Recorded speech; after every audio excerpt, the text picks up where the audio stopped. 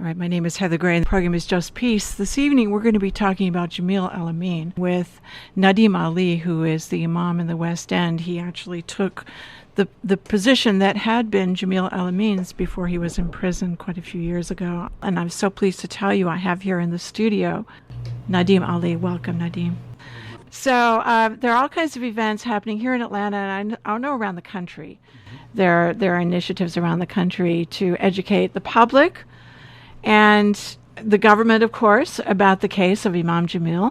I know there are efforts to appeal his conviction. There are a lot of things in place right now, so I know there are a lot of that will be discussed on Friday and other times as well. I mean, as much as possible, we want to get information out about Jamil and his case.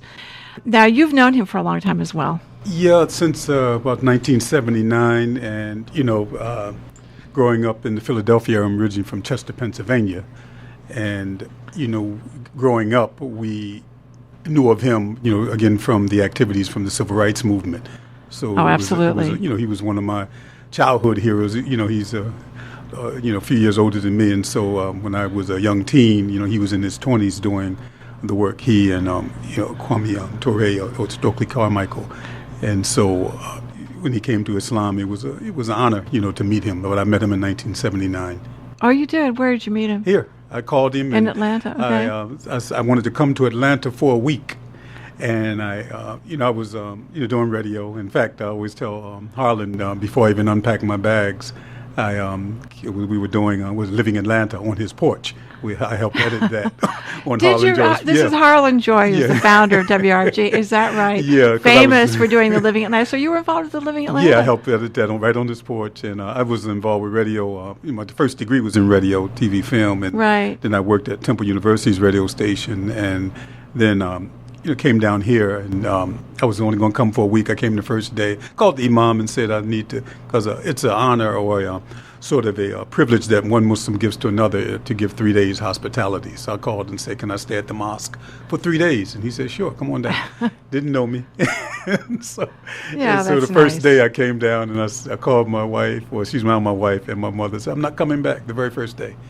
Oh, wow. And I was impressed with what they were trying to do in regards to establishing a community, a physical Islamic community. Yeah, so let's talk about that, because now, when did Jamil come to Atlanta? I believe he was paroled to Atlanta in 1976 out of New York. I think Sister Karima Al-Amin his wife was already here. I see. And he, when he paroled out of prison back then, it was to Atlanta. Prior to Jamil Al-Amin coming to Atlanta, what was there as far as the Islamic community is concerned? There were Muslim communities. There have always probably been some type of, in fact, Georgia has some of the oldest presence of different Muslims. You have Muslim graveyards here. So even since slavery, Georgia has always been a pivotal point of interest for Muslims. You have one of the oldest graveyards in the country in Georgia. Is that oldest Islamic graveyards? Is that right? Yeah. You have the Bilali. In fact, brother's name was, they anglicized the name to Bailey. But there's Bilali, which was, Bilal, which from Bilal. He was a slave that had a community in Georgia near, I believe it's out in the islands, near Savannah. Is that where our mutual friend Bilal Sunni Ali got his name as well? No, well, Bilal ibn Rabah was the first. You ever heard the call to prayer? Yes. Well, the first person to call to prayer was a Ethiopian former slave named Bilal ibn Rabah. He was one of the companions of the Prophet Muhammad, peace be upon him. And so many people, whether they're black, I know Palestinians with the name Bilal, I know Turks with the name Bilal. Right, okay. And so they take the name to honor him, Bilal ibn Rabah, who was one of the Prophet's companions. And in fact, there's a story where the Prophet tells, he said he talked to Bilal. He said, I had a dream that I was in paradise, but your feet you were in front of me. And he said, what are you doing that you basically in front of me in paradise? He said, well, the only thing I can think of is that I am never without, we call it the wudu, an ablution that we wash up before prayer. He said, I'm never without a prayer ablution. He made it a habit to always stay in the state of prayer, ready to pray. And so that's Bilal. He was one of the great companions of the Prophet Muhammad. Peace be upon him. Interesting. In fact, he was tortured by his master. If you ever see the movie Muhammad, they used to play big salt rocks on his chest, and try to make him denounce Islam. And he would say, Ahad, Ahad, one God. Because he had been from Ethiopia, he was familiar with Christianity and everything. I see. And so, and so that's where that name comes from. Interesting. The history on that. We're going to take a quick break, and we'll be back. I'm just so pleased that you're here. We'll be back in just a moment. Stay tuned. Again, my name is Heather Gray, and the program is Just Peace, and I'm pleased to tell you I have here in the studio with me Nadim Ali, who is also a former board member here at WRFG and a longtime radio producer and communications person in any number of capacities. So it's wonderful to have you here, Nadim. I do want to go back, and we are talking about Jamil Al-Amin. There is, as I'd mentioned, I was reading this PSA, special events around the country this Friday, and a lot happening here in Atlanta. We will go back over that in a little bit. But I'm just really interested in hearing more about Islam during slavery time. So I know there were a number of slaves who came from Africa who were Islamic. Right. Do we have a lot of information about that? There's a good book that people might want to look about, Sylvain Diop. She wrote a book called African Muslims Among American Slaves. About Sylvain, I believe, is spelled Sylvan, Diop, like Sheikh Anta Diop, Diof. Sylvain Diop, and she does a lot of talks. You can probably find her on YouTube as well. And so some people put the figure as high as 30 to 40% of the slaves that were brought over were Muslim. And there was in her book, she quotes a friar in the 1500s said, "Don't bring the Muslim slaves over because we have not fully Christianized the native population." So they were trying to turn the Native Americans into Christians, and so they said, well, these people who already have a book and a way, they don't bring them over. So there was an effort not to bring as many Muslims, people who were practicing Islam, over in the beginning. This was in the 1500s that this quote was found. Isn't that interesting? And there were people who, practiced Islam during slavery. There's a video or a story about the Prince Abdul Rahman, who he was in Mississippi, and he was known to fast and pray in a plantation in Mississippi. There's a video that was put out called Prince of Slaves that talks about him. So you have like sporadic stories of people who were able to hold on to the Islam. There's even an attorney, I forgot his name, but his family secretly practiced Islam since slavery. He was one. Is that right? And he's an attorney. He's a human rights attorney. In fact, I'll think of his name in a minute. I had the honor of meeting him years ago, but he was saying how he wasn't a convert to Islam. His family, because again, it was really against the law in many instances to practice Islam in the United States. There was a law that was passed. Well, basically, it was the whole issue because the way the white supremacists rationalized slavery was that just the white man's burden to give Christianity to the world. Yeah, right. It'll take 400 years of free labor, but we're going to give you Christianity. I do want to mention that it's interesting because I've read some comparisons, say, between the British colonization and Spanish colonization. Now, when Spain started colonizing Cuba, this was just after they had kicked the Moors out of the Iberian Peninsula. So apparently the Catholic Church did not allow slaves coming into Cuba who were practicing Muslims. Interesting. But they were not as conscious about that in the United States. What they would do is they would bring them to the islands, and they called that's where they would break the slaves. Right. And then maybe their children, they would bring them over to the United States. So later on, many of the slaves that came over probably there was not a direct connection straight from Africa. They would stop and leave them there in the islands and basically try to break them and then bring them to the United States. Well, they were given some kind of orientation. Yes. Yeah, we can call it that, but something. But yet, and then even you go back as far as Christopher Columbus, there was Muslims. They believed that he learned about the route to America from Muslim navigators. That makes sense from West Africa, right? And they say even in his diaries, in fact, we produced a program. I'll get you a copy of it. Mumia Abu Jamal, in fact, narrated. He was one of my mentors at the station in Philadelphia. Oh, is that right? And we did a program called The Islamic History of West Africa. And one of the entries of Columbus's logs, he said that they saw tribes of Africans fighting tribes of Native Americans, and so even before Columbus came, there was an African presence in this Right. part of the world. Yeah, the Africans were the first to come. Yeah, Mansa Musa. Remember, he sent boats of people over, Right. and told them, do not come back until you've exhausted your supplies. Here I'm saying that Africans were the first to come, and people will say, well, the folks from Norway, from Asia came 1st. Mm-hmm. There's Look at the presence. history I mean, a if you little go to bit. Mexico, There you'll was- see African statues Yeah, that exactly. predate the known presence of humans here. Right. So Yeah. I mean, if you look at the fact that the first human being was found in Africa, it's logical to state that these human beings got on boats and they traveled. Right. We just Right. didn't wait until the Europeans got the ability to travel to find different parts of the world. As far as visiting China and all of those places, they had long relationships. That's interesting. Mhm. Well, let's get back to Jamil now. So he came into Atlanta. What year did you say again? I believe In that was 1976, but he had 1976. already had a history of being here in Atlanta when he was in the movement. I As far see. as SNCC, Right. being involved with the Right. Student National Coordinating Committee, which was formerly known as the Student Nonviolent Coordinating Right. Committee, he already had tons of relationships here. And then when he was paroled from prison out of New York, he was paroled to Atlanta, and that's when he opened up the community store. And the mosque, in fact, was already here.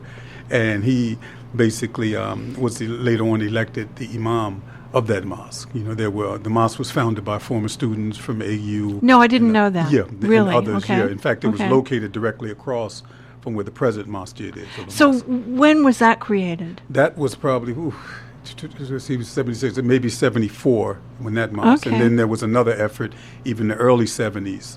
But the major presence of Islam in North America was the Nation of Islam, Right. which was, it was a variation of Islam. And so so you had the Nation of Islam, and then we used to have the term Orthodox Muslims, people who followed the Prophet Muhammad, peace be upon him, and prayed 5 times a day and things like that. The Nation of Islam believed that Elijah Muhammad was a prophet. And so there was a distinct difference, and that was noticeable primarily in the African community. And so in Atlanta, you had a strong Nation of Islam presence, and then you had the presence of people who were establishing Orthodox Islamic organizations. There was, in fact, there's a brother who still comes to our masjid. His brother was one of the first imams, Dr. Antar Ibn Stanford. He's, in fact, a professor at the Atlanta Area Tech. But his brother was one of the first imams here. And then you have another brother who just completed a census of Muslims in the United States. And he was here, also Ihsan Bagby, Dr. Ihsan Bagby. And he's still very active in the Muslim community nationally. Interesting. And he's a very close friend of Imam Jamil as well. Interesting. So now, when Imam Jamil came here, he opened up this store. What kind of a store was this? Just a regular grocery store. And I always tell people he gave, I remember when he first came too, but yeah, okay. Yeah, so just a regular little grocery store. Right. And you had the basketball court. They had the guys who were playing ball down there. And, they come up and get their drinks. The kids would come and get their little snacks. And you have all sorts of people coming through there. I mean, there's this bench that used to sit out in front of the store. And so let's see who sat on that bench. Let's see, Kareem Abdul-Jabbar sat on that bench. Did he really? Kwame Ture sat on that bench. Oh, is that right? Amiri Baraka sat on that bench. George Will interviewed him on that bench. Who else? What's the young lady from CBS? Diane Sawyer sat on that bench. She did an interview. So, I mean, I would watch all of these, renowned people just come through. John Carlos, he sat on that bench. He came through. Did he really? Yeah. Interesting. And Eldridge Cleaver's son, who is Ahmed Cleaver now, and he came and he became a Muslim at our masjid. He's written books. He's living overseas now, but he's become a really prominent Muslim. Where is he living? He's living in Saudi Arabia now. In fact, he was just here visiting during Ramadan. He came. Oh, wow. Yeah. In fact, he has a book called Islam on Ice, a variation of his father's book, Soul on Ice. But his book is called Islam on Ice. Meaning what? Well, he's just talking about, he's just taking the title from his father's famous book, Soul on Ice. Okay, But that's he's right. just giving an explanation of what Islam is and what it isn't. and talking about his travel, his trek to Islam as well. Okay.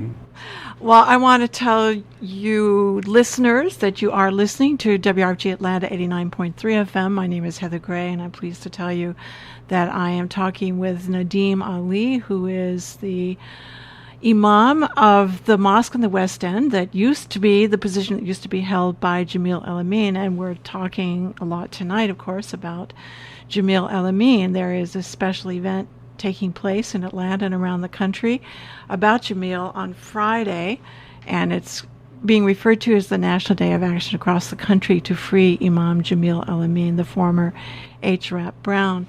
He has had a sizable presence, certainly in the city of Atlanta, but also throughout the Southeast, originally from Louisiana. And his brother, Ed Brown, also was a good friend of mine, as well as Nadim's. He died a few years ago, unfortunately, but he was also on the board of directors of WRFG.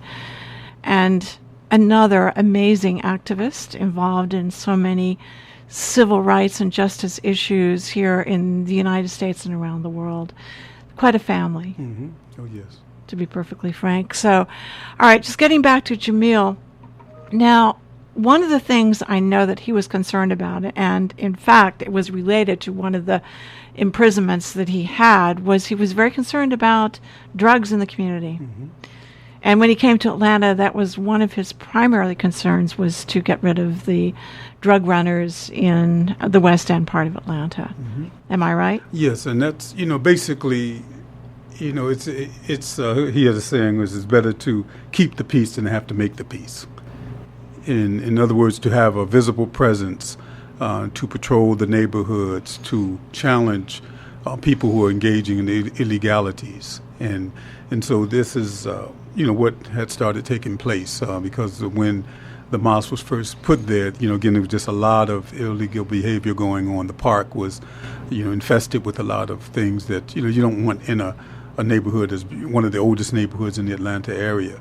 And so what was organized, we call it the Sutra, and that's basically a security patrol where we would be out there all night, from 10 o'clock at night all the way to 6 o'clock in the morning, just patrolling the neighborhood, just making sure, just having that presence. People will keep moving. It's hard for a person to break into a car if they see somebody standing there on the corner or patrolling past. We had Muslim neighbors throughout the neighborhood, and just the other neighbors as well. And we would, just again ride through the neighborhoods at night and just keep. And if we see something illegal, even when you see prostitution, people would do things in the cars, and so we just stand back there and take the license plate down. And if somebody see you doing it, they usually take off, because they're probably married or not wanting to be there. So we kept that presence going for a while, and then if some of them tried to start a house where they're selling drugs, we confronted them.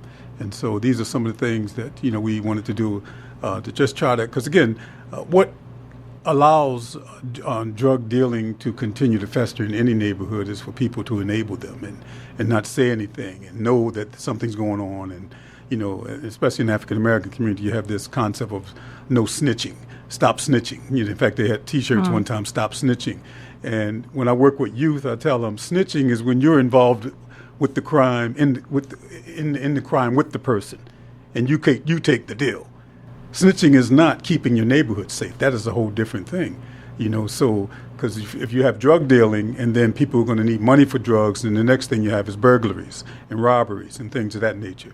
So that becomes a sore, an infected sore in your community, and so you deal with that, and you are able to deal with everything else that's going on in the area. And so he was a strong proponent of that, not just preaching from the we call it the minbar, which is where the imam stands and gives the talk or the sermon. And so he wasn't just about preaching religion; he was about action as well. And again, his history as a person involved with movement taught him about organizing, taught him about basically community organizations and how you deal with things. And in fact, you mentioned his last case prior to coming to Atlanta. In fact, that whole issue was also getting rid of drugs in New York. It's the similar type of situation. Right. And you had policemen who were on the take in that area, and that's what that whole thing was about. I was going to bring that up as well, because here, if the community is playing a role in trying to protect the community from drugs and so forth, it's clear that the Atlanta Police Department was not doing this well. It's hard, and I think. Is that correct or not? Well, because unless they put a policeman on every corner, now they have this concept which is problematic too. Yes, right? Problematic. And you have a police state. Exactly. Exactly. And so what do you do, right? So what you guys are doing? Have to police your own community. And again, you don't put people under arrest, but you let them know that there's a presence and this is not going to be tolerated. Yeah. And so, and then that's what we did. And so many of us, I remember one time my oldest daughter, she came home and was crying, and people, she was at school and being taunted. Oh, you live in the West End. That's a poor neighborhood. That's a poor neighborhood. And this was in the maybe early 80s. And I said, no, we choose to live in the West End. We don't have to live in the West End. And I call it my little village. I lived in the Middle East for a couple of years, and then when people talking about their village, I said, oh, the West End is my village. Exactly. And so I told her we could live anywhere we want to, baby, and I choose to live here because, we have a mosque here and we have a presence here, and we've secured this area. I think that one of the things that it's probably not discussed enough, so help me make sure that this statement is going to be correct. Nadim, I'm sure you'll correct me if it's wrong. But it's my understanding that when the Black Panther movement was becoming more of a presence in the United States, there was a deliberate attempt on the part of the government to undermine these efforts by bringing in drugs. I'm using the Black Panthers as one example, but the civil rights movement overall was becoming more of a presence in the United States. Is that correct? Excellent point. My brother, he was a victim of what I call chemical warfare. He died of a heroin overdose at the age of 27. And what we have to understand is that drugs serve a purpose. And then we can even go back to the Nixon administration and how, there was an effort. They not only allowed drugs into certain neighborhoods, but they also criminalized so many drugs and to get rid of they said basically the blacks, and they didn't use that word, and the hippies. So they felt as though people who had any type of progressive thought or, who anti-war movement at that time. And then you had people who, who for lack of, they didn't have resources, they were using drugs. And so they flooded the community at first with heroin and then later on with crack cocaine. And then the heroin basically pulled a lot of people out of any type of struggle, and they put them into active addictions for the most part. And so, and that's the whole thing, the lifestyle. Because again, politics is one thing, but when we look at having a certain moral compass, so if you don't get high, if you don't, basically engage in sexual relations outside of, committed relationships, then basically you're going to establish a certain type of discipline. And so that's the role that the groups like the Black Panthers, and then even the Nation of Islam, we look at how Al-Hajj Malik al-Shabazz, Malcolm X, his former lifestyle, he came into a movement that basically promoted certain disciplines, and then as a result, also engaged in cleaning up certain areas and cleaning up human beings. I don't know if you ever heard the tape of Malcolm X when he was being interviewed by the FBI, and they were trying to flip him. It was during his suspension. No, I don't think I've heard that. I have a copy. I'll send it to you. I'd love that, yeah. He's taping them while they're interviewing him. He taped them. And then they tried to flip him during his suspension from the Nation of Islam, right prior to him making the journey to Mecca. But I have a copy of it. I'll email it to you. Oh, I'd love that. And then you can play it for the audience. Okay, that'd be great. That'd be great. It's real interesting. That'd be great. But just having a certain amount of discipline basically can be a threat to the status quo, specifically if you're not promoting the same types of lifestyle that the status quo is promoting. And so you had the civil rights movement, which basically during my generation, the Panthers had more attraction than, say, other groups like the SCLC and the NAACP. So they saw that. And because even Diego Hoover, there's a quote that he said that the most dangerous thing about the Black Panthers was that they were feeding young kids. Yeah, You know, right. Doing something worthwhile. Yeah, they were feeding young kids, right. and they were policing the police, right. and so that became a danger and a threat, and so. Yeah, and so the next thing that you do is you flood the community with drugs. And so those who are susceptible to that, no matter how much discipline they may have, and because that group will give them discipline, but all it takes is people to start to try these drugs, and then they get hooked. First, as the Japanese say, first the man takes the drink. They talk about alcohol. Then the drink takes the drink, and then the drink takes the man. It's the same thing with drugs. Wow. Person takes the drug, then the drug takes the drug, and then the drug takes the person. Wow. All right, let's get back to Jamil again. So now, I think it's fairly clear to most folks who look at the story of his life that the FBI had always had an interest in trying to undermine him and to imprison him again, to be perfectly frank. Now, he was accused of killing an Atlanta policeman and shooting another one. Right? One of the fellows died in this confrontation. However, there was also someone else who admitted to this killing. So, I mean, where are we with this right now? Well, Nadim? They would not accept the confession, even when the fellow who actually admitted killing this cop. He was already incarcerated, and he admitted it and gave them information, and they refused to accept it. And then even when you look at the police officer who was wounded, they gave a description of someone who was much shorter than Imam Jamil, who didn't fit the description, as well as said that they had wounded him. And so all of that was just thrown out. And then we have a problem with the FBI meeting privately with the judge. And so we feel as though that whole trial was just a means of just basically putting the imam in jail until he's either death by they were trying to execute him at that point, or to die in prison. So we felt as though that was the effort. Even afterwards, there were young people who would get into trouble for one reason or another. And I remember one young woman coming to the imam who was the imam right after the imam went to jail. Imam Ibrahim came to him, and she was concerned. The police had stopped them, and then they showed this was the federal authorities showed them pictures of several members of our community, myself included, as along with their brother Imam Ibrahim, and said, "Do you know any of these people?" And she said, "Yeah." I said, "Why?" She said, "We want to, we're going to arrest all of them, and we're going to basically bulldoze the mosque." This is what this federal agent told this person. So even after the imam was incarcerated, there was still this effort to view us as a threat to the status quo. Well, let's go back to this case again. Now, full disclosure, listeners out there, during the trial, during Jamil Al-Amin's trial in 2002, we at WRFG did absolutely everything we could to get information out about what was happening, worked closely under the leadership of his brother, Ed Brown. And it was just an honor to do that. We were not successful in our efforts to, he was, of course, prosecuted and put into jail, but... And we saved his life, because they were trying to kill him. I think that that's probably true as well, but one of the things that you were talking about, the FBI meeting with the judge, and I did go to the courtroom quite a bit as well, and I remember we just kept hearing about the FBI meeting with the judge in the judge's quarters. I thought, without this his is lawyers just, present. Without his lawyers present. This is outrageous. It seems to me that in itself is a violation of some law, must be somewhere. But in any case, so there is now an appeal in process. We look forward to being updated on that.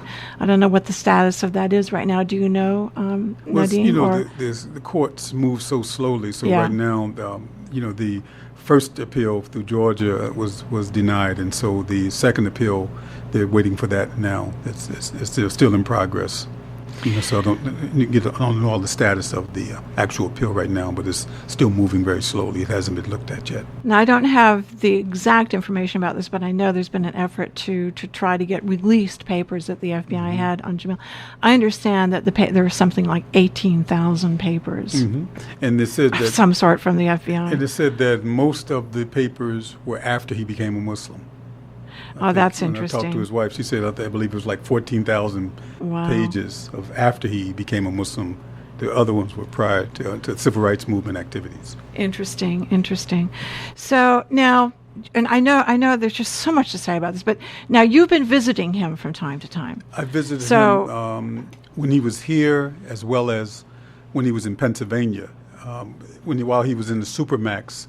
And that's the other thing, is that they, for about 10, 12 years, they had him, moved him from Georgia to the Supermax prison in Colorado. Well, let's talk about that as well. We have talked about that some on the program, but the state of Georgia, I think they felt they couldn't handle someone with his prominence, because he was being asked by Muslim prisoners to serve as the imam for Georgia's prisoners. Is that correct? Georgia Islamic prisoners. Is that correct? They initiated a petition to ask the Department of Corrections to allow him to serve as the imam, for the prisoners in Georgia, and they felt threatened at that point, and then.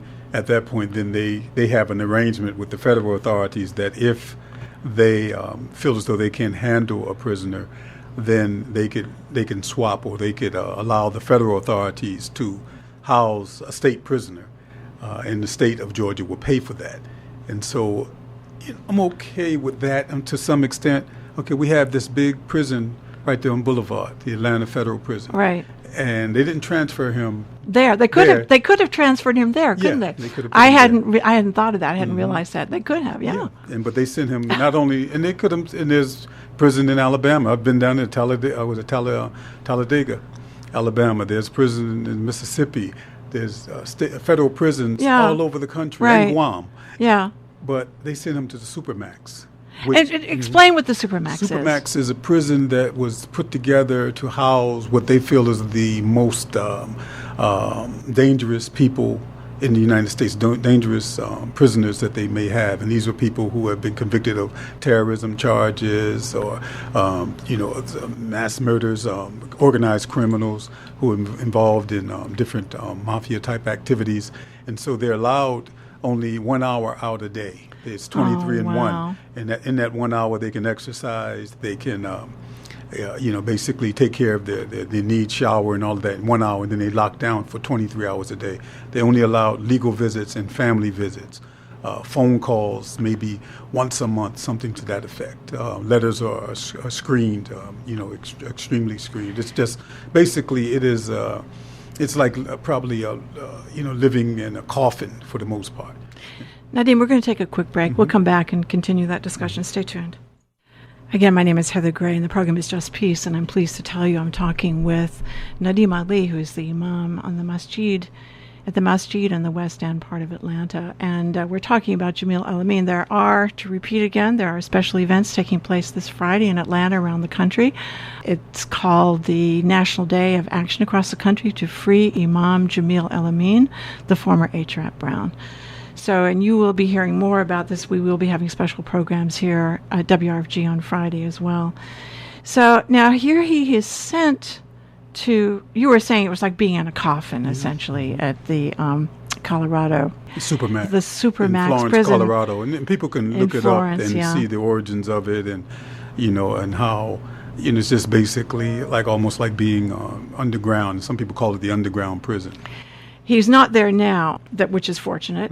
Where is he? His health is not great, right? His health. He became very ill while he was there, and then he was transferred to the federal prison, it's Canaan, USP Canaan, in the Poconos of Pennsylvania. So he was there for maybe probably about a year and a half. And you went to see him there, right? Yeah, I went to see him there. It was up in the Poconos, very cold. But at least he was in general population there. Right. And so, and then from there, he requested a warmer climate, and they sent him to Arizona. Oh, that's good. Yeah. Well, it's sort of too good. warm. Yeah. It's too warm. Yeah. All right. He was trying to get south. He was trying to come to Mississippi. Okay. But they just transferred him to the prison out in Arizona at this point. And so he's, again, still in general population. He's, able to, call more often and things like that. That's good. That's good. So how is his health now? He's getting better. Excellent. But he's still, his spirits are very good. He calls in usually once or twice a week and checks in. Right. And, in fact, I'll be doing, a presentation on him in October in Detroit. They're honoring him on his birthday, October 4th, and so they're asking me to come up and to do a presentation on his life, and so I'm going to try to get some words from him to share with the people when I go up there and to see wonderful. Detroit. That's great. But okay. but his health is much better. He was and as a result of really a lot of activities of people on the outside, letters, shutting down phone systems in the Bureau of Prisons, and some of the alumni from the civil rights movement checking in and talking to the people who were in positions to make a difference in his housing. And so, alhamdulillah, it took pressure, from the outside, to make this change. Our time is going so quickly. I can't believe this. I need to get you. I'm going to say this over the air. I want to get you to back here again, and we'll have more of a discussion about all this. You know how to reach out to. But I wanted to give greetings to all the people. In fact, Imam Jamil was arrested on Eid of that year. Was it 2001? Eid al-Adha is when people go to Mecca. And the people who don't go to Mecca, we have a prayer. And today we had a group prayer. Okay, excellent. And so I wanted to say Eid Mubarak to all the people who participated in Eid today. All right, thank you for that.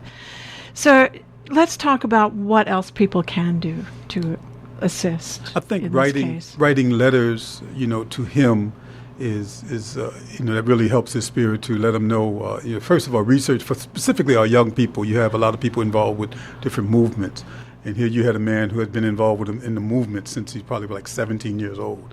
And his whole life was on some type of various movements. And so I think writing him letters, writing the authorities, at least, trying to get him back to either Georgia or, closer to his home, writing the Bureau of Prison, writing the Department of Corrections, writing the governor of the state. The governor of the state can have him, with just a stroke of a pen, have him transfer back to Georgia.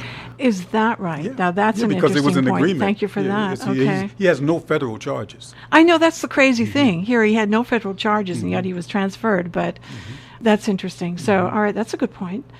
And if people want to get additional information about this or addresses and so forth, they can go to the website. They can go to the website. Let me give you the website, which is www.imamjamilactionnetwork.org. And I will be sending out this information as well. So if you would like to be on my email list for this, please send me an email at heather@wrfg.org, and I'll put you on my list. And it would be good. Like I said, there'll be a lot of activities going on this week in various cities around the country. And if specifically our young people who are so social media savvy, we need you, especially the students. You can make it a class project to get involved. Good idea. With this, with the Imam Jamil Action Network, IJAN, and because they need that support. Yeah. All right. Great. So, go ahead. No, I was just saying, anytime you need, you know how to get to me. Well, absolutely. So, I'd like to just end by continuing to talk a little bit about his work on the West End. It was really, I guess, when he came here in the 1970s, there was somewhat of a presence here, but he in the Islamic community, but he energized that, right? Yeah, and so he made quite a difference. And you can look at the fact there may have been only 2 masjids. I see. In How many Atlanta, are there now? Okay. Well over 100. Are you serious? Well over 100. Wow. Yeah, well over. In fact, he started the group, and that's one of the other things he did locally. He helped start the group. Was called the Majlis Ashura, which is the organization of all the different masjids, where the imams get together and they meet and they try to regulate the affairs of the different Muslims in the community. Imam Jamil was one of the founders of that. He organized it, and that's again comes from his civil rights movement. Right. He was the vice president, of a group that nationally lobbied not only Republicans but Democrats. When they first organized this group, the Muslim Council, American Muslim Council, he was the first vice president of that group, and then he also organized the Bosnian Task Force, and so he worked locally as well as nationally on establishing all sorts of organizations. Because again, from that move, he had a movement mindset. Yes, and right. So, a person doesn't become a Muslim and they leave all of that. Yeah. So he still had that whole movement mindset. And like I say, Bosnia Task Force, when the atrocities were happening in Bosnia, to make people aware of that. organizing Muslim communities all around the country, all around Atlanta, and using our community as a model, to live around the mosque, establish businesses around the masjid, so that all my kids were raised in the West End. And when you say a masjid, what does that mean masjid exactly? is just Arabic for mosque. I see. A mosque is more of an anglicized term. I see. Whereas masjid, like to make prostration in Arabic, it means sajda. And so masjid means place of prostration. I see. And so that's the proper term. And then when you hear it plural, masajid, that's mosque, Well, let me ask you another very basic question about Islam. When you will say Muhammad, you'll say peace be upon him. Mm-hmm. Why is that? It's asked in the Quran that when, like, not only Muhammad, peace be upon him, but Jesus, peace be upon him. I see. Moses, peace be upon him. Any prophet, peace be upon them all. We say that just as a term of honor. I see. We asking God's peace be upon them. We might say Sallallahu Alaihi Wasallam, God's peace be upon them. And so that's not only for him, but we would say it for all the prophets, peace be upon them. All right. And that's just, you'll hear people, say that, whenever they mention any of the prophets' names. That makes sense. Mm-hmm. That makes sense. Just a point of honor. Point of honor, right, right. So, Nadim, how, in the masjid on the West End, how often do you have services and so forth? We, of course, we prayed the 5 times a day. Right. And, but our Juma services are every Friday. Our day of worship, or it's Fridays. It was the Jewish day of worship is Saturday, and the Christian day of worship is Sunday. And then there's classes throughout the week where we learn Arabic. We learn Arabic because the Quran was revealed in Arabic. Right. And so, there are English translations. There's translations in every language, but it's just like when you read a translation, it's like me biting an orange, describing it to you. But if you read it in its natural language, then you get the full taste of it. Oh, that's beautiful. Mm-hmm. All right. Again, we are talking with Nadim Ali, who is the Imam of the Masjid in the West End part of Atlanta that used to be headed by Jamil Al-Amin. And I want to repeat again that there are events this Friday, the 16th, in honor of Imam Jamil, the Imam Jamil Action Network, and they're calling for this National Day of Action across the country to free Imam Jamil Al-Amin, the former H. Rap Brown. And I'm going to ask everyone to stay tuned for Sabukwe and Revolutionary African Perspectives. And I want to once again thank Nadim Ali so much for coming in. And I do want to get you back again. I want to have more of a discussion. All right. Again, stay tuned for Sabukwe, and we will be back next week.